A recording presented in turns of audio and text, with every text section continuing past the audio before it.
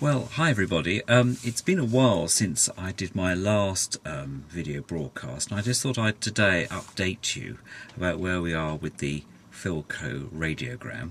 This is will be video 9, and things have moved on a bit, and also I've been quite busy as well, because some of you may be aware that at the end of next week I'm actually flying off to Kathmandu to actually do the Everest Challenge. But before then, I thought perhaps I'd just tell you a little bit about what I've been doing with the Philco Radiogram. And I'm going to show you some of the casing, because last time we spoke it was around the sort of refurbishment of the actual black Rexine case, and I was using boot polish to actually bring up some of that lustre.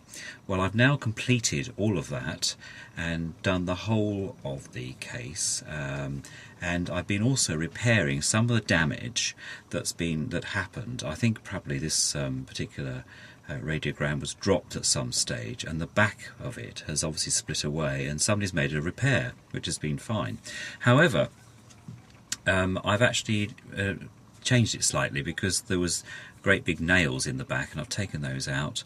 There was also, I've discovered, remember one of my last few videos back, there was some plates on the back of the radiogram that fitted some legs, some spindly legs, that would have supported it freestanding instead of putting it onto a tabletop, which some of these machines were able to do.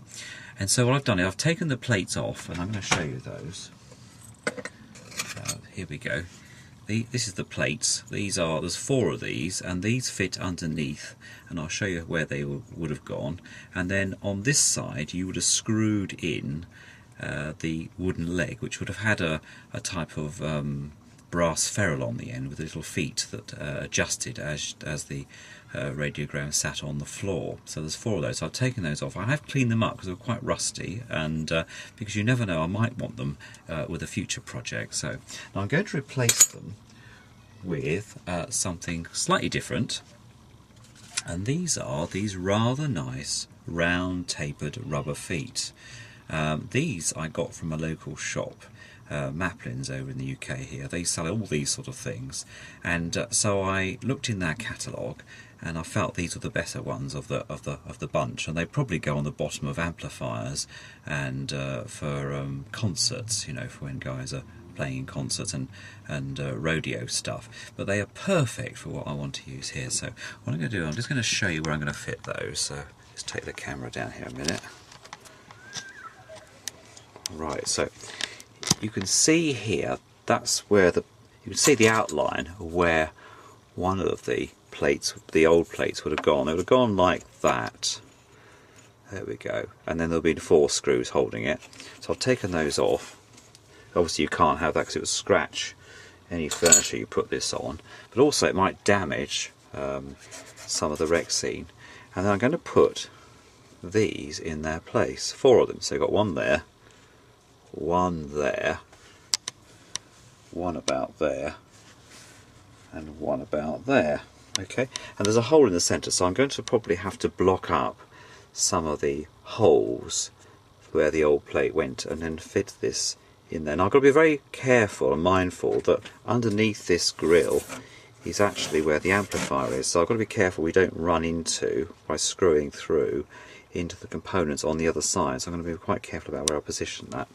But the other thing I've done also is I've repaired, you can just see a very shiny black line here, and this is where I painted over. I filled in the gap and secured it with some PVA glue, and then I've just painted this morning with some black gloss paint, and when that's actually dry I will then again, using black shoe polish, just polish over, and then you won't actually see that, because this is the back anyway. This is the back of the radiogram. The front's actually facing, the speaker is facing the bench.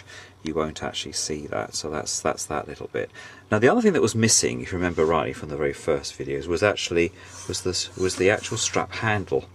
Now I've had trouble finding one for that, but I have to say again, Maplins have come to the rescue, and I've actually discovered this one, and this is the large strap handle But obviously goes on the side of amplifiers and speakers, and I'm going to put this there on the side there, and then that will take the place. I'll probably have to fill these two holes up here because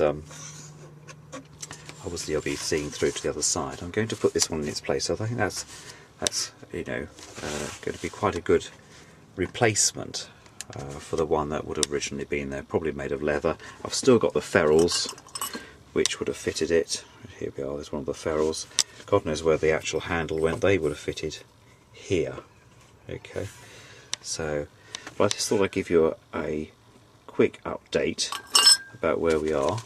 Things are moving on, and but the rest of it is starting to look quite good. This is you can see there's quite a lot of lustre now on that part of the case, and if I just turn it round a bit, see here, looking quite good. And then the lid, which I've also done, which is this part, again it's coming along quite nicely, and I've been using PVA just to stick down the corners. Some of these corners were starting to lift, and I've used the PVA glue to do that, so